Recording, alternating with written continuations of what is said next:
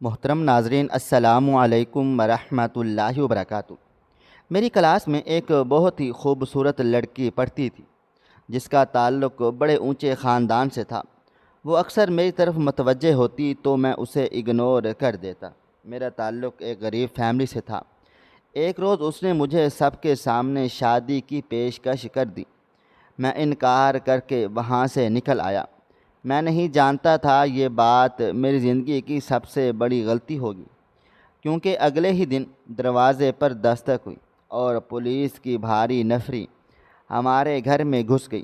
ان کی بات سن کر میرے بابا جان اپنا سینہ پکڑ کر زمین پر گر پڑے، کیونکہ آج بھی جب میں کلاس میں انٹر ہوا تو وہ لڑکی وہاں پہلے سے موجود تھی۔ میرے اندر داخل ہوتی ہی وہ میری طرف مسکرا کر دیکھنے لگی، مگر میں نے چہرہ دوسری طرف پھیر لیا۔ مجھے وہ لڑکی عجیب سی لگتی تھی۔ وہ ہر وقت ہی مجھ سے بات کرنے کے بہانے ڈھونڈتی رہتی تھی۔ وہ بہت ہی خوبصورت لڑکی تھی اور ایک امیر خاندان سے تعلق رکھتی تھی، مگر میں اس لڑکی سے بات چیت نہ بڑھانا چاہتا تھا، کیونکہ میں ایک غریب خاندان سے تعلق رکھتا تھا اور میں نہ چاہتا تھا کہ میں اس لڑکی سے تعلقات بڑھاؤں۔ میں تو اس کی حیثیت کے مطابق ہی نہ تھا۔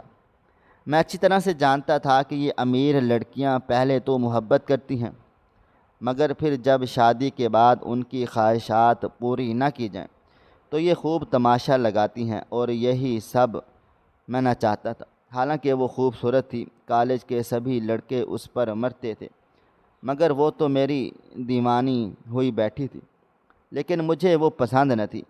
میں خاموشی سے آ کر اپنی سیٹ پر بیٹھ چکا تھا۔ ایک مرتبہ پیچھے مڑ کر دیکھا تو وہ اب بھی میری ہی طرف دیکھ رہی تھی۔ اس کے بعد میں نے توبہ کر لی کہ میں پیچھے مڑ کر نہ دیکھوں گا، کیونکہ اس طرح وہ سمجھ رہی تھی کہ میں بھی اس میں انٹرسٹڈ ہوں۔ تھوڑی دیر کے بعد کلاس روم بھر گیا اور سر بورڈ پر کچھ لکھنے لگے۔ ہمارے بی ایس سی کے امتحانات ہونے والے تھے، اس لیے میں سیریس ہو کر پڑھائی کرنا چاہتا تھا، کیونکہ میرے والدین مجھے بڑی مشکلوں سے پڑھا لکھا رہے تھے۔ ہمارے اتنے وسائل نہ تھے کہ میں پڑھ لکھ سکوں، مگر میرے ماں باپ مجھ سے کئی امیدیں وابستہ کیے ہوئے بیٹھے تھے۔ وہ سمجھ رہے تھے اگر میں پڑھ لکھ جاؤں گا تو شاید کہیں نوکری لگ جائے۔ ان کی خواہشات پوری کرنے کے لیے میں دن رات پڑھائی میں محنت کرتا اور کسی دوسری طرف توجہ نہ دیتا۔ آج کا دن بھی بہت زیادہ مصروفیت والا تھا۔ لیکچرز لینے کے بعد سر نے ہمارے ذمے اسائنمنٹ لگا دی اور کہا کہ آج ہی سبھی لوگ یہ اسائنمنٹ کمپلیٹ کر کے جائیں گے، یعنی ہمیں کالی ٹائمنگ کے بعد بھی یہیں پر رہنا تھا۔ میرا تو بھوک سے برا حال تھا۔ صبح میں صحیح طریقے سے ناشتہ نہ کر کے آیا تھا، گھر میں بس تھوڑا سا ہی آٹا تھا، اس لیے میں خاموشی سے نکل آیا، کیونکہ ابا جان کی طبیعت ٹھیک نہ رہتی تھی اور انہوں نے دوائیاں بھی کھانی ہوتی تھی، اور کھانا کھانے سے پہلے تو وہ دوائیاں نہ کھا سکتے تھے۔ اگر اماں اس آٹے سے مجھے روٹی بنا دیتی تو پھر ابا کے لیے کچھ نہ بچتا، اس لیے میں صبح سویرے ہی جلدی نکل آیا تھا، کیونکہ اگر اماں ابا میں سے کوئی مجھے دیکھ لیتا تو وہ ضرور مجھے روک دیتے اور ناشتہ کیے بغیر نہ جانے دیتے۔ سر نے ہمارے گروپس بنا دیے تھے، ہمیں مل کر اسائنمنٹ کمپلیٹ کرنی تھی۔ وہ لڑکی مناہل میرے گروپ میں نہ تھی۔ اس بات پر میں نے اللہ تعالیٰ کا شکر ادا کیا تھا، کیونکہ میں نہ چاہتا تھا کہ وہ میرے گروپ میں آئے۔ اگر وہ میرے گروپ میں آ جاتی تو اس طرح ہمارے درمیان بات چیت بڑھ جاتی، اور یہی تو میں نہ چاہتا تھا۔ ابھی ہم کلاس میں ہی بیٹھے تھے اور آپس میں ڈسکشنز کر رہے تھے۔ میں نے دیکھا وہ لڑکی اٹھ کر سر کی طرف جا رہی تھی، نہ جانے وہ کیا بات کرنے گئی تھی۔ پھر تھوڑی دیر کے بعد ہی منہ بنا کر واپس چلی آئی اور اپنی سیٹ پر بیٹھ گئی۔ اس کے چہرے پر بہت زیادہ غصہ تھا، جو واضح طور پر دکھائی دے رہا تھا۔ میری سمجھ میں کچھ نہ آ رہا تھا آخر وہ کیا بات کرنے گئی تھی، مگر یہ معلوم ہو رہا تھا کہ وہ جو بھی بات کرنے گئی ہے وہ بات مانی نہیں گئی۔ اچانک سے احسن، جو میرا عظیم دوست تھا، تیز تیز قدموں کے ساتھ چلتا ہوا میری طرف آیا۔ میں اپنے گروپ کے ساتھ بیٹھا ہوا تھا۔ وہ مجھے ہاتھ سے پکڑ کر وہاں سے اٹھانے لگا۔ احسن، کیا بات ہے؟ تم مجھے کہاں لے جا رہے ہو؟ مگر اس نے کوئی جواب نہ دیا اور میرے ہاتھ پکڑ کر مجھے ایک طرف لے گیا۔ علی، میں نے تمہیں ایک بہت ضروری بات بتانی ہے۔ وہ مجھے کوئی بات بتانے کے لیے بہت زیادہ پرجوش ہو رہا تھا۔ اب تو مجھے بھی تجسس ہونے لگا کہ آخر ایسی کون سی بات ہے جو میں نہیں جانتا۔ احسن، جلدی سے بتاؤ، کیا بات ہے؟ پھر مجھے اپنی اسائنمنٹ کا کام بھی شروع کرنا ہے، میں نے بے صبری سے پوچھا، کیونکہ ابھی تک میں نے اپنی اسائنمنٹ شروع نہ کی تھی۔ علی، تمہیں پتہ ہے مناہل سر کے پاس کیا کرنے گئی تھی؟ وہ آہستہ سے سرگوشی میں بات کرنے لگا۔ وہ مجھ سے اب اس لڑکی کے بارے میں پوچھ رہا تھا جو تھوڑی دیر پہلے سر کے پاس گئی تھی، مگر میں تو نہ جانتا تھا کہ وہ کس لیے سر کے پاس گئی ہے۔ میں نے احسن سے بھی کہہ دیا کہ میں اس بارے میں کچھ بھی نہیں جانتا۔ اب تو میرا تجسس مزید بڑھتا جا رہا تھا۔ احسن، جلدی سے بتاؤ، کیا بات ہے؟ میں نے پریشانی کے عالم میں کہا۔ علی، مناہل سر سے بات کرنے کے لیے گئی تھی کہ وہ تمہارے گروپ میں شامل ہونا چاہتی ہیں۔ جب وہ سر سے بات کر رہی تھی تو میں بھی قریب ہی کھڑا ہوا تھا، اس لیے ساری بات میں نے سن لی، مگر سر نے اسے ڈانٹ ڈپٹ کر واپس بھیج دیا اور کہا کہ اپنے گروپ کے ساتھ ہی کام کرو، تو وہ وہاں سے چلی گئی۔ جب احسن نے مجھے یہ بتایا تو میری حیرت کی انتہا نہ رہی۔ وہ لڑکی اتنی آگے بڑھ گئی تھی کہ اب وہ تو میرے ساتھ کام کرنا چاہ رہی تھی، نہ جانے کل کو کیا کرے۔ میں ان چکروں میں بالکل بھی نہ پڑھنا چاہتا تھا، میں صرف اور صرف اپنی پڑھائی پر توجہ دینا چاہتا تھا۔ یہ بات سن کر تو میں نے خدا کا شکر ادا کیا تھا کہ سر نے اس کی بات نہیں مانی۔ اگر اس کی بات مان لیتے تو وہ میرے گروپ میں آ کر کام کرتی اور مجھے مجبوراً اس کے ساتھ بات کرنی ہی پڑتی۔ احسن کی بات سننے کے بعد میں وہاں سے آ گیا، کیونکہ مجھے اپنے گروپ کا لیڈر بنایا گیا تھا۔ میرے گروپ کے سبھی لڑکے اور لڑکیاں میرا ہی انتظار کر رہے تھے۔ اب ٹائم بھی کافی ہو چکا تھا، میں کوئی تقریباً 15 منٹ تو ضائع کر کے آیا تھا۔ میں آ کر خاموشی سے اپنے گروپ والوں کے ساتھ اسائنمنٹ کرنے لگا، مگر میں یہ بھی دیکھ سکتا تھا کہ وہ لڑکی اپنے گروپ کے ساتھ بیٹھی ہے، مگر وہ کوئی کام نہیں کر رہی، بس مجھے ہی دیکھے جا رہی ہے۔ ہم کلاس روم میں نہ بیٹھے تھے بلکہ گراؤنڈز میں ہی زمین پر بیٹھے ہوئے تھے۔ پورے گراؤنڈ میں مختلف جگہ پر اسٹوڈنٹس اپنے اپنے گروپ بنا کر بیٹھے تھے، مگر ہر کوئی ہی ایک دوسرے کو نظر آ رہا تھا، کیونکہ سبھی تھوڑے تھوڑے فاصلے پر ہی تو بیٹھے ہوئے تھے۔ پھر میں نے دیکھا کہ وہ لڑکی اپنے گروپ کے ایک لڑکے کے ساتھ لڑ جھگڑ رہی ہے۔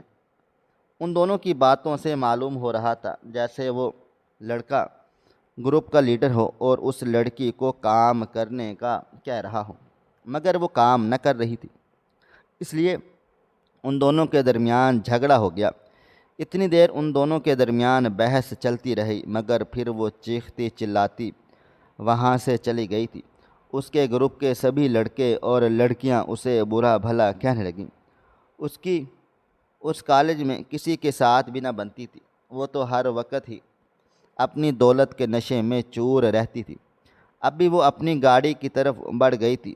وہ خود کار ڈرائیو کر کے آتی تھی، اس کے پاس ایک بہت بڑی گاڑی تھی۔ کالج آنے سے پہلے میں نے ایسی گاڑیاں دیکھی بھی نہ تھیں جو گاڑی اس لڑکی کے پاس تھی۔ آج ہمیں کالج میں بہت زیادہ دیر ہو گئی تھی۔ پھر جیسے ہی ہمارا اسائنمنٹ ختم ہوا، سبھی اپنے اپنے گھروں کو چلے گئے۔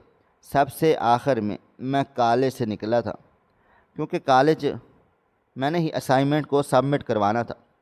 میں کالج سے پیدل گھر آتا تھا، کیونکہ میرے پاس رکشے وغیرہ کے پیسے نہ ہوتے، اور اگر کبھی کبھار پیسے ہوتے تو میں رکشے پر آ جاتا، مگر اب تو میرے پاس بالکل بھی پیسے نہ تھے، کیونکہ امی جان کو ابھی تنخواہ نہ ملی تھی۔ میری امی محکمہ بہبود آبادی میں کام کرتی تھی، ابا بھی پہلے وہیں پر کام کرتے تھے، مگر اب اپنی خرابی طبیعت کے باعث کام پر نہ جا سکتے تھے، اس لیے سارا گھر امی جان ہی سنبھالتی تھی، اور میں تو ابھی پڑھ رہا تھا، میں ان کا کوئی ہاتھ نہ بٹا سکتا تھا۔ اس لیے ہی میں محنت کرنا چاہتا تھا، کیونکہ میں اپنی ماں کو یوں کام کرتا نہ دیکھ سکتا تھا۔ ان کی بھی اب عمر ہو چکی تھی، انہیں بھی آرام کی ضرورت تھی۔ مجھے گھر پہنچتے پہنچتے عصر کی اذان آ گئی، کیونکہ میں پیدل ہی آیا تھا۔ میرے پیر درد کر رہے تھے، اتنا زیادہ چلنے کی وجہ سے ایسا معلوم ہوتا کہ سوج گئے ہیں، کیونکہ میں ایک ہفتے کے بعد پیدل آیا تھا۔ آج میرے پاس بالکل بھی پیسے نہ تھے، اس لیے مجھے مجبوراً چلنا ہی پڑا۔ گھر پہنچا تو امی اور ابا پریشان بیٹھے تھے، جاتے ساتھ ہی مجھ سے پوچھنے لگے کہ مجھے اتنی دیر کیوں ہو گئی۔ میں نے انہیں ساری بات بتائی تو وہ خاموش ہو گئے، اور پھر امی جان کہنے لگی، بیٹا جب تمہیں کالج سے دیر سے لوٹتا ہو نا تو صبح بتا کر جایا کرو، اس طرح تمہارے ابا اور میں بہت زیادہ پریشان ہو جاتے ہیں۔ امی جان صحیح تو کہہ رہی تھی، کیونکہ میں بتا کر نہ گیا تھا، اور میں بتا کر بھی تو کیسے جاتا، مجھے بھی تو پتہ نہ تھا کہ آج مجھے کالج میں دیر ہو جائے گی۔ میں نے امی جان سے کہہ دیا کہ آئندہ میں خیال رکھوں گا، آگے چل کر مجھے اپنے ماں باپ کا سہارا بننا تھا۔ میرا کوئی بھائی نہ تھا، ایک بہن تھی جو مجھ سے بڑی تھی، مگر وہ معذور تھی، چل پھر نہ سکتی تھی، اس لیے وہ پڑھ بھی نہ سکی، کیونکہ وہ پیدائشی معذور تھی اور ذہنی توازن بھی کچھ زیادہ ٹھیک نہ تھا۔ میں نے دیکھا کہ وہ ابا اور اماں کے پاس نہیں بیٹھی، شاید اپنے کمرے میں ہوگی۔ وہ چل پھر بھی نہ سکتی تھی، اس کا سارا کام بھی امی جان کو ہی کرنا پڑتا۔ جب بھی میں اسے دیکھتا تو میری آنکھیں نم ہو جاتی، اسے دیکھ کر مجھے بڑا دکھ ہوتا۔ وہ تو کبھی گھر سے ہی نہ نکلتی تھی، بلکہ سارا دن اکیلے ہی گھر میں رہتی تھی، کیونکہ اماں اپنے کام پر چلی گئی جاتی، اور ابا بھی کبھی کبھار گھر سے باہر نکل آتے، اور وہ تو چل پھر سکتے تھے اور گھر میں بیٹھ کر تھک ہار جاتے تھے، تو محلے کے نکڑ پر جو دکان تھی وہاں آ کر بیٹھ جاتے اور اپنے دوستوں کے ساتھ گپ شپ لگاتے۔ میرا بھی آدھا دن کالج میں گزرتا تھا۔ میری بہن بالکل پاگل نہ تھی، کبھی کبھار وہ ایسی باتیں کیا کرتی کہ ہمیں یقین ہی نہ آتا کہ یہ بات سدرا نے کی ہے، مگر کبھی کبھی وہ ایسی بن جاتی کہ ہمیں پہچاننے سے انکار کر دیتی۔ اماں بتاتی ہیں کہ شروع میں انہوں نے اس کا بڑا علاج معالجہ کروایا، مگر کوئی افاقہ نہ ہوا، اور پھر غربت کی وجہ سے اماں اور ابا اس کا علاج جاری نہ رکھ سکے۔ وہ مجھ سے 3 سال بڑی تھی، وہ اماں کی پہلی اولاد تھی۔ 3 سال کے بعد میری پیدائش ہوئی۔ آج بھی اماں بتاتی ہیں کہ وہ دن ہمارے لیے عید کا دن تھا، جب ہمارے ہاں بیٹا پیدا ہوا، اور وہ بھی صحیح سلامت۔ اماں ابا میرے سارے لاڈ نخرے اٹھاتے اور میرا بڑا خیال رکھتے، میری کسی بھی خواہش کو رد نہ کرتے تھے، مگر مجھے خود ہی ان کا احساس تھا کہ وہ اس بڑھاپے میں بھی میری وجہ سے خوار ہو رہے تھے۔ اس عمر میں تو سبھی لوگ آرام کرتے ہیں، مگر میری ماں میرے وجہ سے کام کر رہی تھی۔ ابا بیچارے بھی اب تک کام کرتے آئے تھے، مگر اب وہ کام کرنے کے قابل نہ رہے تھے۔ اماں نے مجھ سے کہا کہ میں ہاتھ منہ دھو کر فریش ہو جاؤں، وہ میرے لیے کھانا لا رہی ہیں۔ مجھے حیرت ہوئی کہ کھانا کہاں سے آ گیا، کیونکہ جب میں گھر سے نکلا تھا تو اس وقت تھوڑا سا ہی آٹا موجود تھا۔ میں نے اماں سے پوچھ تو وہ کہنے لگی، بیٹا پڑوسن سے 2000 روپے ادھار لیے ہیں، گھر کا تھوڑا بہت سامان لیا ہے، کیونکہ 2 سے 3 دن کے اندر مجھے تنخواہ مل جائے گی، پھر میں پڑوسن کا ادھار چکا دوں گی۔ اماں کی بات سن کر میری آنکھیں نم ہو گئیں۔ وہ میرا پیٹ بھرنے کے لیے لوگوں کے سامنے ہاتھ پھیلا رہی تھی۔ میں جا کر ان کے گلے سے لگ گیا تھا، نہ جانے آج کیوں میرا دل اتنا بھر آیا تھا۔ مجھے یوں پریشان ہوتا دیکھ اماں نے بھی مجھے گلے سے لگائے رکھا۔ ان کے گلے سے لگ کر مجھے سکون محسوس ہو رہا تھا۔ مجھے اپنی ماں پر آج بہت زیادہ پیار آ رہا تھا۔ میری وجہ سے نہ جانے انہیں کیا کیا کرنا پڑ رہا تھا۔ میں نے ٹھان لیا تھا کہ میں دل لگا کر پڑھائی کروں گا، کیونکہ ایک یہی واحد راستہ تھا جس سے میں اپنے ماں باپ کا بوجھ بانٹ سکتا تھا۔ پھر جب میں اپنے کمرے میں آ گیا مگر میرا کچھ بھی کرنے کو دل نہ چاہ رہا تھا۔ میرا دل کرتا تھا کہ بس روتا ہی رہوں۔ میں نے خود کو مضبوط کر لیا کیونکہ رونے دھونے سے تو کوئی فائدہ بھی نہیں تھا، فائدہ تو تھا صرف اور صرف پڑھنے سے۔ 20 منٹ کے بعد اماں مجھے کھانا دے گئیں۔ میں نے کھانا کھا لیا اور پھر سو گیا، حالانکہ میں اس وقت سوتا بھی نہ تھا بلکہ رات دیر تک بیٹھ کر پڑھائی کیا کرتا۔ مگر آج نہ جانے مجھے کیا ہوا، شاید میں بہت زیادہ تھک چکا تھا، اس لیے ہی سو گیا اور سوچا کہ صبح جلدی اٹھ کر پڑھ لوں گا۔ میں نے اپنے موبائل پر الارم بھی سیٹ کر لیا۔ الارم بجنے کے بعد میری آنکھ کھلی، 4 بج رہے تھے، ابھی تک صبح کی اذانیں بھی نہ ہوئی تھیں۔ میں اٹھا اور ہاتھ منہ دھو کر پڑھائی کرنے لگا۔ کل کا واقعہ میرے ذہن سے نہ گیا تھا۔ میرا دل چاہتا تھا کہیں سے میرے پاس سے 2000 روپے آئیں اور میں پڑوسن کی ادھار چکا دوں، مگر میں خالی ہاتھ تھا، میرے پاس کچھ بھی نہ تھا۔ میں صرف ایک ہی کام کر سکتا تھا اور وہ تھا پڑھائی میں پڑھنے بیٹھتا تو بس پڑھتا ہی چلا گیا۔ صبح کی اذانیں ہوئیں تو میں نے وضو کر کے نماز پڑھی اور اس کے بعد پھر سے پڑھائی شروع کر دی۔ اب کالج کا ٹائم ہو چکا تھا اور میں ابھی تک پڑھ لکھ رہا تھا۔ اماں کی آوازیں آ رہی تھیں، وہ مجھے ناشتے کے لیے بلا رہی تھیں، مگر ابھی تک میرا کام ختم نہ ہوا تھا۔ میں چاہ رہا تھا کہ آج سے زیادہ سلیبس کو کور کر لوں کیونکہ ہمارے امتحانات اب قریب ہی تھے، مگر ٹائم اتنا زیادہ ہو گیا کہ مجھے اٹھنا ہی پڑا۔ اگر میں تھوڑی دیر بھی اور بیٹھتا تو شاید میں کالج سے لیٹ ہو جاتا اور پھر مجھے پیدل ہی جانا تھا۔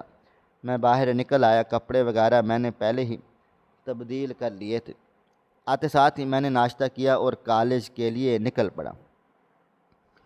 ابھی میں دروازے تک ہی آیا تھا کہ اماں مجھے پیچھے سے آواز دینے لگی۔ میں نے پیچھے مڑ کر دیکھا تو وہ اپنے دوپٹے کی گانٹھ سے پیسے کھول کر رہی تھی۔ انہوں نے 200 روپے مجھے تھما دیے اور کہا، بیٹا تم چل کر بہت تھک جاتے ہو، یہ کچھ پیسے رکھ لو، تمہارے کام آ جائیں گے۔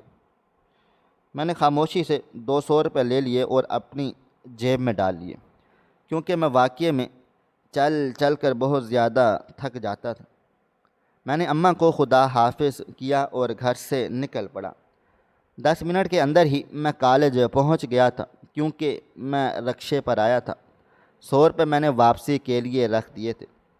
اس وقت ہم بہت مشکل دور سے گزر رہے تھے کیونکہ ابا جان کی نوکری کو چھوڑے 2 سے 3 ماہ ہوئے تھے اور اماں کی تنخواہ سے ہمارے اخراجات پورے نہ ہو رہے تھے۔ اس لیے میں نہیں جلد سے جلد کچھ کرنا چاہتا تھا۔ جب کالج میں داخل ہوا تو میں نے دیکھا کہ وہ لڑکی راہداری میں دیوار کے ساتھ ٹیک لگائے کھڑی ہے۔ مجھے ایسا لگا جیسے وہ میرا انتظار کر رہی ہے کیونکہ مجھے دیکھ کر اس کی آنکھوں میں ایک چمک آ گئی تھی، مگر میں نے آنکھ اٹھا کر بھی اس کی طرف نہ دیکھا تھا۔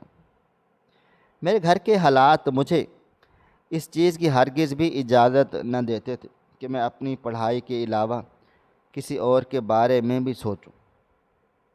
میں اسے اگنور کر کے کلاس روم کی جانب بڑھ گیا تھا، مگر میں کب تک اس سے بھاگ سکتا تھا؟ وہ میری ہی کلاس میں پڑھتی تھی۔ جیسے ہی میں جا کر ایک ڈیسک پر بیٹھا، وہ بھی کلاس کے اندر آ گئی اور میرے پاس آ کر ہی بیٹھ گئی۔ میں نے اس سے کچھ بھی نہ کہا کیونکہ ہماری کلاس میں سیٹیں فکس نہ تھیں بلکہ کوئی بھی کہیں پر بیٹھ سکتا تھا۔ میں نے اپنا رخ دوسری طرف کر لیا، میں اسے دیکھنا نہ چاہتا تھا۔ وہ بھی خاموشی سے بیٹھی رہی اور کوئی بات نہ کی۔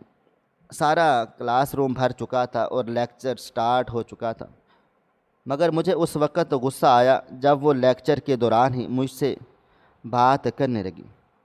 وہ مجھ سے کہہ رہی تھی کہ علی، مجھے تم سے ایک ضروری بات کرنی ہے۔ میں نے بس اسے اتنا ہی جواب دیا، مناہل خاموش ہو جاؤ، سر پڑھا رہے ہیں۔ میرا یہی جواب دینا تھا کہ سر نے مجھے دیکھ لیا تھا اور کھڑا کر دیا۔ میں چپ چاپ کھڑا ہو گیا اور اپنی صفائی میں کچھ بھی نہ بولا تھا کیونکہ میں کیا ہی بول سکتا تھا۔ سر نے تو مجھے بولتے ہوئے دیکھا تھا اور یہ سچ ہی تھا کہ سر نے مجھے سارا لیکچر کھڑے کیے رکھا اور مجھے مناہل پر بہت غصہ آیا۔ وہ بھی پریشان بیٹھی تھی، مگر اس سے یہ نہ ہوا کہ اٹھ کر سر سے کہہ سکے کہ اس میں علی کی کوئی غلطی نہیں ہے۔ سارا لیکچر کھڑا رہنے کی وجہ سے میری ٹانگیں درد کرنے لگی تھی، مگر سر کو مجھ پر رحم نہ آیا۔ انہوں نے مجھے بیٹھنے کے لیے نہ کہا۔ وہ بہت ہی سخت مزاج تھے اور ان کی اسی سختی کی وجہ سے ہماری کلاس کا رزلٹ بہت اچھا آتا تھا۔ میں کھڑے رہ کر ساتھ ساتھ لیکچر بھی نوٹ کر رہا تھا، مگر وہ لڑکی آرام سکون سے بیٹھی بس بورڈ کو گھورے جا رہی تھی۔ مجھے اس پر بڑا غصہ آیا تھا۔ وہ پڑھائی میں بالکل بھی اچھی نہ تھی، وہ تو بس کالج میں سیر سپاٹے کے لیے ہی آتی تھی، مگر جب امتحانات کا نتیجہ آتا تھا تو وہ بڑے اچھے نمبر لے جاتی، اور اس بات پر مجھے کوئی بھی حیرت نہ ہوتی، کیونکہ میں اچھی طرح سے جانتا تھا کہ وہ لڑکی ضرور اپنے باپ سے سفارش کرواتی ہوگی۔ اس کا باپ ایک بہت بڑا آدمی تھا، اس کے لیے یہ چھوٹا سا کام تھا۔ جب اس کا اچھا رزلٹ آتا تو مجھے دیکھ کر غصہ آتا، کیونکہ ہم تو اتنی محنت کرتے ہیں اور محنت کے بل بوتے پر ہی اچھے نمبر لیتے، مگر وہ بنا کچھ پڑھے لکھے ہی اتنے نمبر لے جاتی کہ ہمارا رزلٹ اس کی وجہ سے ڈاؤن ہو جاتا۔ اگر اس کا باپ سفارش نہ کر رہا ہوتا تو شاید وہ آج یہاں تک ہی نہ پہنچ پاتی۔ جیسے ہی لیکچر ختم ہوا میں بینچ پر ڈھہ جانے والے انداز میں بیٹھا۔ وہ ابھی بھی وہیں پر بیٹھی تھی، حالانکہ بہت سے اسٹوڈنٹ اب کلاس سے نکل کر باہر جا رہے تھے، مگر مجھے حیرت ہوئی کہ وہ اب تک کیوں بیٹھی ہے۔ میں جلدی جلدی اپنے کتابیں سمیٹنے لگا، کیونکہ میں جلد سے جلد گھر جانا چاہتا تھا۔ اس نے مجھ سے دوبارہ بھی بات کرنے کی کوشش کی، مگر میں نے اس کی ایک بھی نہ سنی اور چپ چاپ وہاں سے نکل گیا۔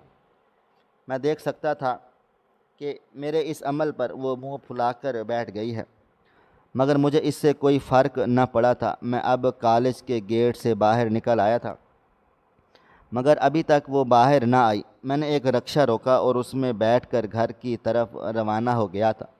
دل ہی دل میں اس کے بارے میں سوچ رہا تھا۔ مجھے خود پر بہت زیادہ غصہ آنے لگ گیا تھا کہ میں اس کے بارے میں کیوں سوچ رہا ہوں۔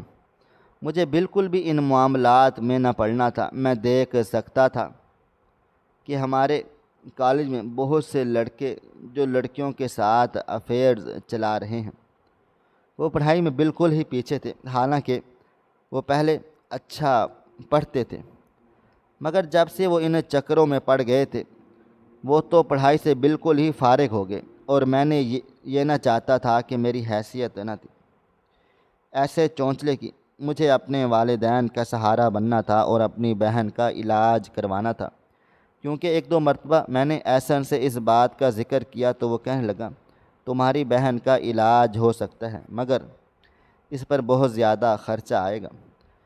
میرے گھر کے حالات مجھے بالکل بھی اس چیز کی اجازت نہ دیتے تھے۔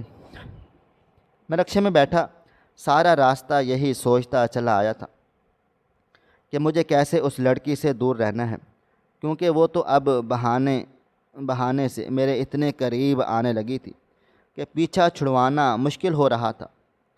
جب میں گھر پہنچا تو میرے پیروں تلے سے زمین نکل گئی۔ اماں گھر پر موجود نہ تھیں اور سدرا بیچاری تو اپنی جگہ سے بھی اٹھ نہ سکتی تھی۔ ابا زمین پر گرے ہوئے تھے اور ان کا سر بھی پھٹ چکا تھا، کیونکہ وہ پکے فرش پر گرے تھے۔ میں نے جلدی سے آگے بڑھا، انہیں سہارا دے کر اٹھایا تھا۔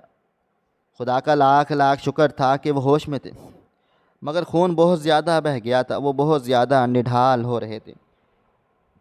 میری سمجھ میں نہ آ رہا تھا کہ میں کیا کروں۔ میرے پاس تو پیسے بھی نہ تھے کہ میں انہیں ہسپتال لے کر جا سکوں۔ میرا دل خون کے آنسو رو رہا تھا۔ میرا باپ میرے سامنے درد سے کرا رہا تھا اور میں کچھ کرنے کے قابل بھی نہ تھا۔ پھر اچانک سے میرے ذہن میں ایک خیال آ گیا۔ میں نے موبائل فون نکالا اور احسن کو کال ملانے لگا۔ وہ میرا سب سے عزیز دوست تھا، مجھے امید تھی کہ وہ مجھے پیسے ضرور دے دے گا۔ میں نے اسے 2-3 کالز کی، مگر اس نے اٹینڈ نہ کی۔ میرا دماغ پھٹنے لگا تھا۔ میں اپنے ابا کے لیے کچھ کرنا چاہتا تھا، مگر کچھ بھی کرنے کے قابل نہ تھا۔ میں ان کے پاس ہی چارپائی پر آ بیٹھا تھا، میری آنکھوں سے آنسو نکل رہے تھے۔ پھر میں جلدی سے کمرے میں چلا گیا اور ایک چادر لے کر آیا۔ چادر سے ایک لمبی سی پٹی نکال کر ابا جان کے سر پر باندھ دی۔ اس طرح خون نکلنا کچھ کم ہو گیا، مگر ابھی بھی پٹی سے خون رس رہا تھا۔ ابا جان کو جلد سے جلد ہسپتال لے جانے کی ضرورت تھی، مگر میرے پاس تو رکشے کے پیسے نہ تھے۔ میں وہیں پر بیٹھا اپنی غربت کا ماتم منا رہا تھا کہ اچانک ہی فون پر بیل بجی۔ میں نے دیکھا کہ وہ احسن کی کال تھی۔ میں نے جلدی سے فون کان سے لگایا۔ وہ کہہ رہا تھا کہ وہ باتھ روم میں تھا، اس لیے میرا فون نہ اٹھا پایا تھا۔ میں نے اسے روتے ہوئے ابا جان کی حالت بتائی تو وہ بھی پریشان ہو گیا اور کہنے لگا، علی تم پریشان نہ ہو، میں 10 منٹ کے اندر ہی تمہارے گھر پہنچ رہا ہوں۔ کیونکہ اس کے پاس گاڑی تھی، وہ کہہ رہا تھا کہ وہ میرے ساتھ مل کر ابا جان کو ہسپتال لے جائے گا۔ اور ہوا بھی یوں ہی کہ 15 منٹ کے اندر ہی وہ میرے گھر پر موجود تھا۔ بہت زیادہ خون بہہ جانے کی وجہ سے اب ابا بے ہوش ہو چکے تھے۔ میں نے احسن کے ساتھ مل کر ابا جان کو گاڑی میں ڈالا اور ہسپتال لے آئے۔ میں نے احسن سے کہا تھا کہ کسی سرکاری ہسپتال چلتے ہیں، مگر اس نے میری ایک نہ مانی اور ایک بڑے سے پرائیویٹ سکول میں لے آیا تھا کہ وہ جانتا بھی تھا کہ میرے پاس پیسے نہیں ہیں، مگر پھر بھی وہ مجھے یہاں لے آیا۔ ڈاکٹر نے صحیح طریقے سے ابا کے سر پر پٹی باندھی۔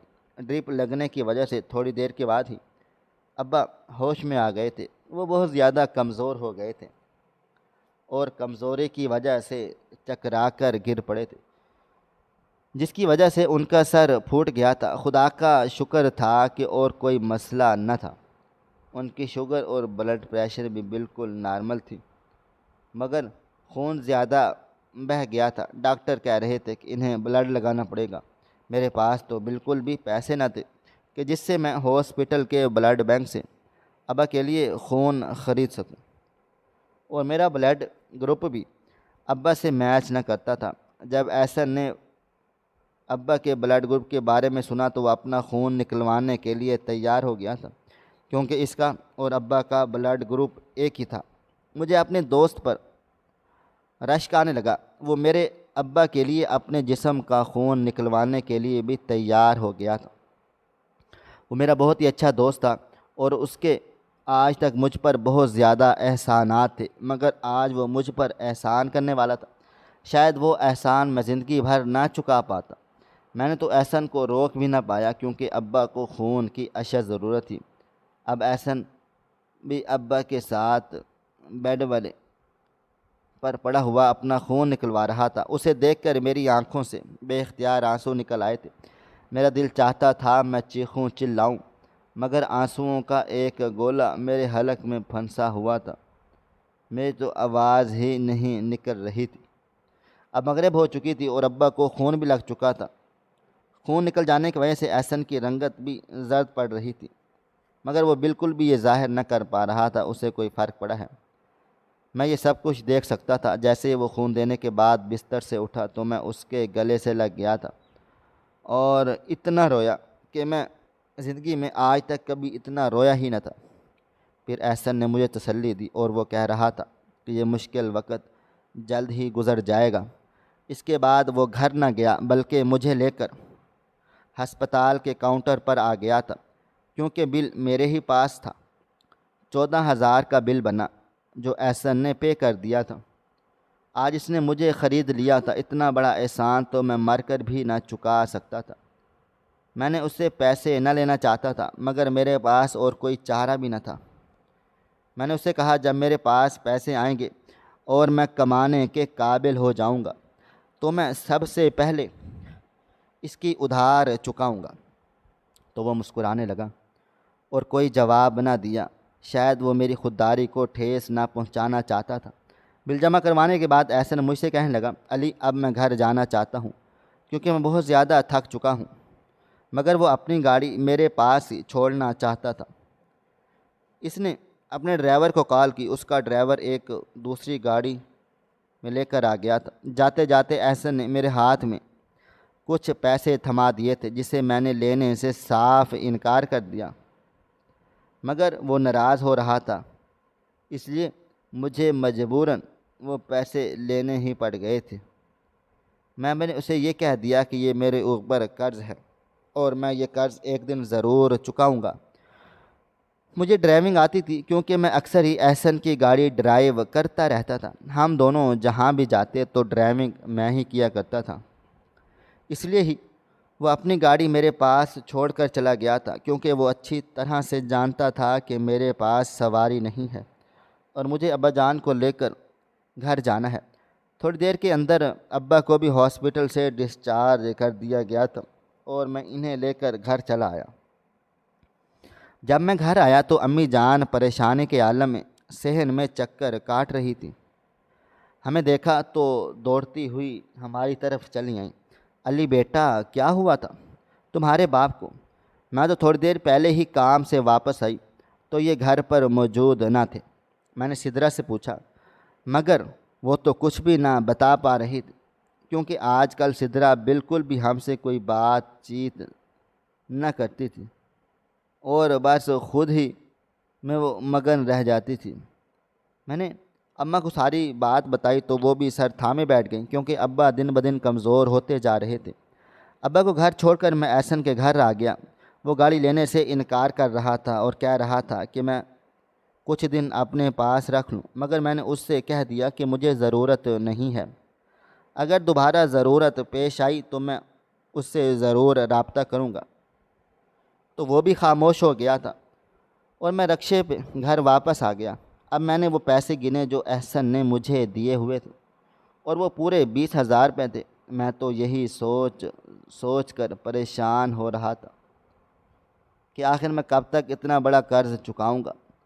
میں نے اماں کو اس بارے میں نہ بتایا کیونکہ میں انہیں پریشان نہ کرنا چاہتا تھا۔ میں نے سوچ لیا تھا کہ میں ٹیوشنز پڑھا کر یہ قرض چکا دوں گا، کیونکہ ابھی میری نوکری میں تو بہت وقت باقی تھا، ابھی تو میرے امتحان بھی نہ ہوئے تھے۔ میں گھر آ گیا اور دل لگا کر پڑھائی کرنے لگا۔ مجھے تو کھانے پینے کا بھی ہوش نہ تھا۔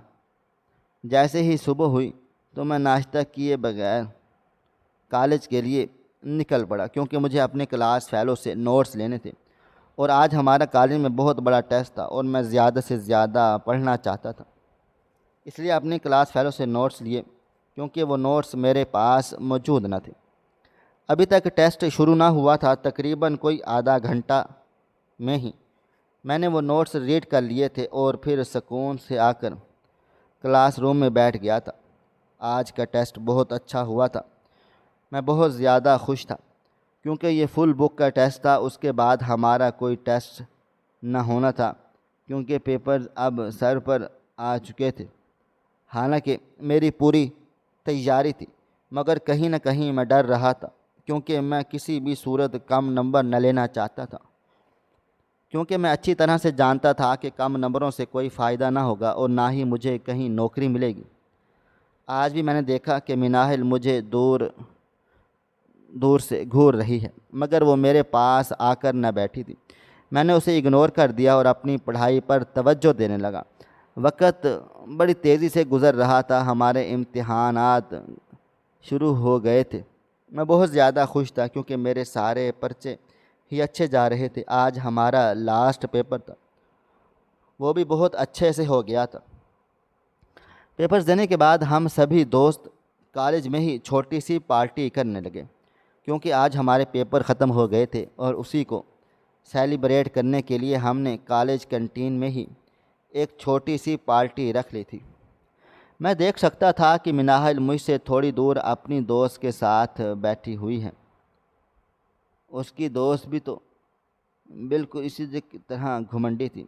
ہماری ابھی پارٹی ختم نہ ہوئی تھی، مگر میں دل ہی دل میں سوچ رہا تھا کہ مجھے گھر چلے جانا چاہیے، کیونکہ آج میری مناہل سے جان چھوٹنے والی تھی۔ میں نہ چاہتا تھا کہ آخری دن وہ پھر مجھ سے کوئی ایسی بات کرے جو مجھے ناگوار گزرے، کیونکہ میں محسوس کر رہا تھا جیسے اس کے چہرے پر کوئی سوال ہو۔ اچانک سے میں نے دیکھا کہ وہ اپنی جگہ سے اٹھ کر میری طرف کو آ رہی ہے۔ پھر آ کر اس نے مجھ سے جو بات کی وہ تو میں نے کبھی سوچی ہی نہ تھی۔ وہ مجھے شادی کی پیشکش کر رہی تھی، مجھے تو یقین ہی نہ آیا تھا کہ وہ اس حد تک بھی آ سکتی ہیں۔ میرے سارے دوست ہم دونوں کو دیکھ رہے تھے، بلکہ کینٹین میں موجود جتنے بھی اسٹوڈنٹ موجود تھے سبھی ہماری طرف متوجہ ہو گئے، کیونکہ اس نے بہت اونچی آواز میں اپنی خواہش کا اظہار کیا تھا، کیونکہ وہ تو سمجھ رہی تھی کہ میں اس کی دولت سے متاثر ہو کر اس کی طرف کھینچا چلا جاؤں گا، مگر میرے اپنے ہی مسئلے مسائل بہت۔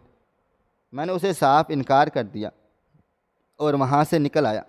میں دیکھ سکتا تھا کہ اس کا چہرہ غصے سے لال پیلا ہو رہا تھا۔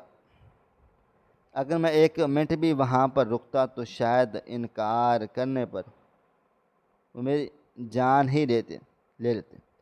اس دن احسن جلدی چلا گیا کیونکہ اس کی طبیعت ٹھیک نہ تھی۔ میں نے سوچا کہ میں جاتے ساتھ ہی احسن کو سب بتاؤں گا، کیونکہ ایک وہی میرا دوست تھا جو تمام رازوں سے واقف تھا اور مناہل کو بھی اسی طرح سے جانتا تھا، مگر میں یہ نہ جانتا تھا کہ اس لڑکی کے پرپوزل کو ٹھکرانا میری زندگی کی سب سے بڑی غلطی ہوگی۔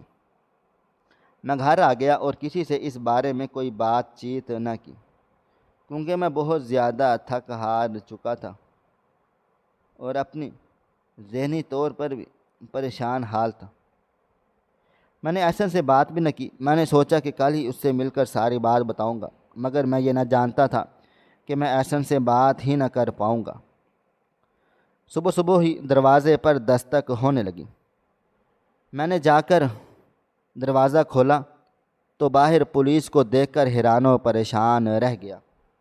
اس سے پہلے کہ میں ان سے پوچھتا وہ دندناتے ہوئے اندر آ گئے، کہنے لگے علی کہاں پر ہے؟ میں نے کہا ان سے کہ میں ہی علی ہوں، تو وہ مجھے گرفتار کرنے لگے۔ اماں ابا بھی باہر نکل آئے تھے۔ ابا کے پوچھنے پر انہوں نے بتایا کہ آپ کے بیٹے نے ایک لڑکی کے ساتھ غلط حرکت کی ہے، اور وہ لڑکی کوئی عام لڑکی نہیں ہے بلکہ اکرام شاہ کی بیٹی ہے، اس لیے ہی ہم آپ کے بیٹے کو گرفتار کرنے کے لیے آئے ہوئے ہیں۔ یہ سن کر تو ابا اور اماں بہت زیادہ پریشان ہو گئے۔ وہ پولیس والے مجھے گھسیٹ کر باہر لے کر جا رہے تھے۔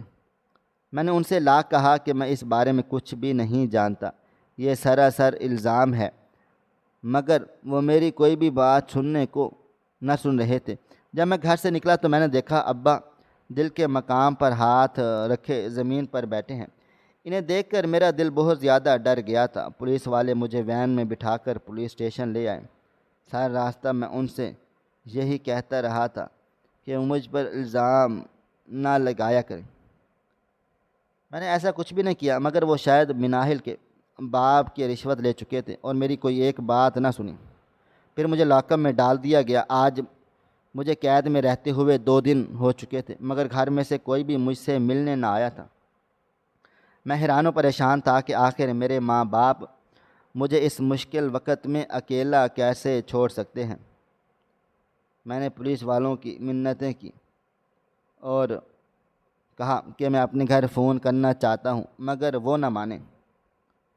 پھر مناہل کو وہاں پر دیکھ کر میری حیرت کی انتہا نہ رہی تھی۔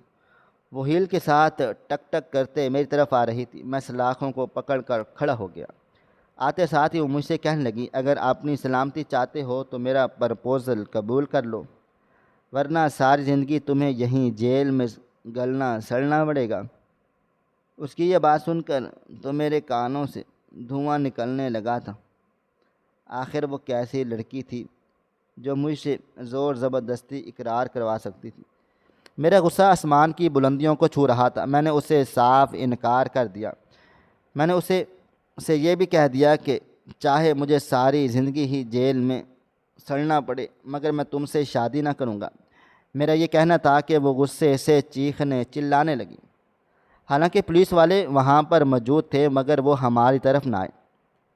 اب میں سمجھ چکا تھا کہ وہ سب بھی اس کے باپ کے ٹکڑوں پر پل رہے تھے، کیونکہ ان کا باپ ایک سیاستدان تھا اور ان جیسے چھوٹے چھوٹے پولیس والوں کو آرام سے خرید سکتا تھا۔ وہ چیختی چلاتی رہ گئی اور مجھ پر دباؤ ڈالتی رہی، مگر میں نے اس کی حوصلہ افزائی نہ کی اور بالکل ہی انکار کر دیا۔ اس کے بعد وہ وہاں سے چلی گئی۔ میرا دل چاہتا ہے اگر وہ میرے پاس آئے تو میں اس کا خون چوس لوں۔ اس نے مجھے بلا وجہ ہی جیل میں قید کروا کے رکھا تھا۔ میرا کیا قصور تھا؟ میں نے تو بس اس سے شادی سے انکار کر دیا تھا کیونکہ وہ مجھے ایک آنکھ نہ بھاتی تھی۔ مناہل اب وہاں سے جا چکی تھی۔ میں نے اس کے بارے میں سوچنا بند کر دیا۔ مجھے تو رہ رہ کر اپنے ماں باپ کا خیال آ رہا تھا۔ آخر کو وہ میرا پتہ کرنے والے کیوں نہ آئے تھے؟ میں نے بھی اس کے بعد کانسٹیبل کی منتیں کی کہ مجھے میرے ماں باپ سے بات کرنی ہے، مگر وہ تو نہ میری کوئی بات سن رہا تھا، اور مجھے اب جیل میں رہتے ہوئے تقریباً کوئی 10 دن ہو چکے تھے، مگر کوئی بھی میری خیر خیریت معلوم کرنے کے لیے یہاں تک نہ آیا تھا۔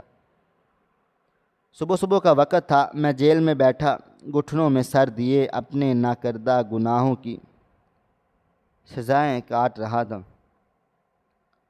اچانک سے اس آدمی پر میں نے سر اٹھا کر دیکھا تو وہاں پر احسن کھڑا تھا۔ اسے دیکھ کر میرے دل کو سکون سا آ گیا۔ میں توڑتا ہوا اس کے پاس آیا، مگر اس کے چہرے پر عجیب سی پریشانی تھی۔ مجھے سمجھ نہ آ رہا تھا آخر کیا ہوا ہے۔ احسن تم مجھ کو بتا کیوں نہیں دیتے؟ سب خیریت تو ہے نا؟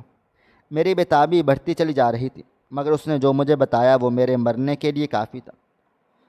اس نے مجھے بتا دیا کہ جس دن میری گرفتاری ہوئی اسی دن ابا دل کے دورے کی وجہ سے ہمیں چھوڑ کر چلے گئے، اور یہ خبر مجھ پر پہاڑ بن کر گری۔ میری وجہ سے میرے ابا جان کو دل کا دورہ پڑ گیا تھا، مگر میرا اس سب میں کوئی بھی قصور نہیں تھا۔ مگر اب وہ اس دنیا میں نہ رہے تھے۔ میری آنکھیں کھارا پانی باہر نکالنے لگیں۔ احسن نے مجھے بتا دیا کہ وہ آخری پیپر دینے کے بعد ہی اپنے چچا کے ہاں لاہور چلا گیا تھا۔ آج ہی جب واپس آیا ہے تو اسے میرے بارے میں پتہ چلا تو میں سیدھا ہی میرے گھر آ گیا۔ وہاں پر اسے میرے ابا کی وفات کے بارے میں پتہ چلا تو وہ میرے پاس چلا آیا اور مجھے تسلی دے رہا تھا کہ وہ مجھے باہر نکال لے گا۔ مگر اب مجھے کوئی بھی فرق نہ پڑتا تھا، چاہے میں ساری زندگی ہی قید میں رہوں۔ میرا باپ مجھے چھوڑ کر چلا گیا تھا، اور وہ بھی میری وجہ سے۔ کچھ دیر احسن وہیں پر مجھ سے باتیں کرتا رہا، پھر وہ وہاں سے چلا گیا۔ شام کا وقت تھا۔ میں جیل میں بیٹھا ابا کی جدائی پر آنسو بہا رہا تھا۔ اچانک سے کانسٹیبل نے دروازہ کھولا اور مجھے باہر آنے کا کہا۔ میں حیران و پریشان تھا، آخر مجھے باہر کیوں نکالا جا رہا ہے؟ وہ مجھے انسپکٹر کے دفتر میں لے آیا۔ میں نے دیکھا کہ وہاں پر احسن بیٹھا ہوا ہے اور اس کے ساتھ ایک وکیل صاحب بھی ہیں۔ احسن نے مجھے بتایا کہ مجھے رہا کر دیا گیا ہے کیونکہ میرے پاس کوئی ثبوت ہی نہ تھے۔ مجھے بغیر ثبوتوں کے ہی قید کر کے رکھا گیا تھا، اور میرے نام کوئی FIR بھی درج نہ تھی۔ اب ساری بات کھل کر سامنے آ چکی تھی۔ پولیس والے بھی مناہل کے باپ کے ساتھ ملے ہوئے تھے، اس لیے ہی بغیر FIR کے ہی مجھے قید کر کے رکھا ہوا تھا، مگر ان سے پوچھنے والا کوئی بھی نہ تھا۔ جب احسن نے سارے معاملے کی چھان بین کی تو سب کچھ کھل کر سامنے آ گیا تھا۔ پولیس والے ہاتھ جوڑ کر معافیاں مانگ رہے تھے اور کہہ رہے تھے کہ ہم مجبور تھے، اگر ہم اکرام شاہ کی بات نہ مانتے تو ہمیں نوکری سے نکلوا دیتا، مگر مجھے اس سب سے کوئی فرق نہ پڑتا تھا۔ میں خاموشی سے احسن کے ساتھ باہر آیا، مگر جب میں باہر آیا تو مجھے احسن نے ایسی خبر دی کہ مجھے اپنی سماعتوں پر یقین نہ آ رہا تھا۔ اس نے مجھے بتایا کہ آج دوپہر کو ہی مناہل نے خودکشی کر لی ہے اور وہ اس میں کامیاب بھی ہو گئی ہے۔ وہ اب اس دنیا میں نہیں رہی۔ مجھے حیرت ہوئی کہ کوئی لڑکی اتنی چھوٹی سی بات پر اپنی زندگی کیسے ختم کر سکتی ہے، مگر اس سب میں میرا کوئی بھی قصور نہ تھا، بلکہ میرا تو کتنا حساب اس کی طرف رہتا تھا جو اب اس دنیا میں نہ رہی تھی۔ احسن مجھے گھر لے آیا۔ میرے گھر کا تو یہ نقشہ بدلا ہوا تھا۔ اماں اکیلے بیٹھی آنسو بہا رہی تھی اور سدرا چارپائی پر پڑی تھی۔ اس کی آنکھوں سے بھی آنسو نکل رہے تھے۔ وہ بھی سب کچھ سمجھتی تھی کیونکہ ابا اب موجود نہ تھے۔ میں جا کر اماں کے گلے لگ گیا تو وہ پہلے سے ہی جانتی تھی کہ آج مجھے احسن چھڑوا کر واپس لے آئے گا۔ میں نے اماں جان کو ساری بات بتائی تو ان کی آنکھوں سے آنسو تیزی کے ساتھ بہنے لگی۔ وہ کہنے لگی، بیٹا مجھے تم پر پورا بھروسہ تھا، اچھی طرح سے جانتی تھی کہ میرا بیٹا یہ قدم بالکل بھی نہیں اٹھا سکتا۔ امی جان کی باتیں سن کر تو مجھے ان پر پیار آنے لگا۔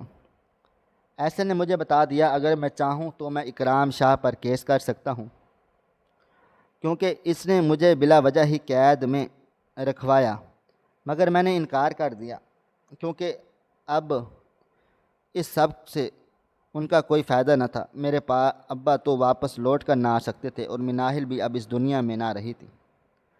احسن نے مجھ پر اتنا بڑا احسان کر دیا جسے میں مر کر بھی نہ چکا سکتا تھا۔ میں نے احسن کا شکریہ ادا کیا تو اس نے اگر زندگی نے موقع دے دیا تو میں دوبارہ اس پر اپنی جان وار دوں گا۔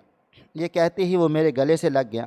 وہ میرا دوست نہیں تھا بلکہ میرا سگا بھائیوں جیسا تھا جس نے مجھے اتنی بڑی مصیبت سے نکالا۔ اگر وہ وہاں پر نہ آتا تو شاید میں ساری ہی زندگی جیل میں سڑتا رہتا۔ وقت بڑی تیزی سے گزرنے لگا، نتیجہ بھی آ گیا اور میں نے پورے ضلع بھر میں ٹاپ کیا تھا۔ فوراً ہی سے میری سرکاری نوکری لگ گئی تھی۔ آج ہمارے حالات سدھر چکے ہیں، مگر مجھے آج بھی ابا جان کی یاد ستاتی ہے جو میری وجہ سے اپنی زندگی سے ہاتھ دھو بیٹھے تھے۔ میں نے سدرا کا علاج کروایا ہے، وہ اب کچھ بہتر ہو گئی ہے۔ اب وہ بھی اپنے پیروں پر چل نہیں سکتی مگر اب اس کا ذہنی توازن بالکل ٹھیک ہے۔ اماں بھی اب کام نہیں کرتی۔ آج اس واقعے کو کتنا عرصہ بیت چکا ہے۔ میں اپنی زندگی میں آگے بڑھ چکا ہوں، میرے بیوی بچے بھی ہیں، مگر آج بھی وہ دن میرے ذہن پر سوار ہیں۔ مجھے وہ دن نہیں بھولتے جو میں نے بغیر کسی جرم کے قید میں کاٹے تھے۔ ناظرین، آپ کو ہماری آج کی کہانی کیسی لگی؟ کومنٹ باکس میں اپنی رائے کا اظہار ضرور کریں۔ خواہش صرف اتنی ہے کہ کچھ الفاظ لکھوں جس سے کوئی گمراہی کے راستے پہ جاتے جاتے رک جائے، اور نہ بھی رکے تو سوچ میں ضرور پڑ جائے۔ پیارے دوستوں، امید کرتا ہوں کہ آپ کو یہ ہماری کہانی پسند آئی ہوگی۔ کہانی پسند آئی ہو تو ویڈیو کو لائک کریں، کومنٹس کریں، شیئر کرنا بالکل بھی نہ بھولیں۔ اور ہاں، اگر آپ لوگ اس چینل پر نئے ہیں تو اس چینل کو سبسکرائب ضرور کر لیں اور نوٹیفیکیشن کو ضرور دبائیں تاکہ آنے والی کہانی سب سے پہلے آپ کو مل سکے۔ ملتے ہیں کل ایک نئی اور دلچسپ کہانی کے ساتھ، تب تک اپنا ڈھیر سارا خیال رکھیے گا۔ اللہ حافظ۔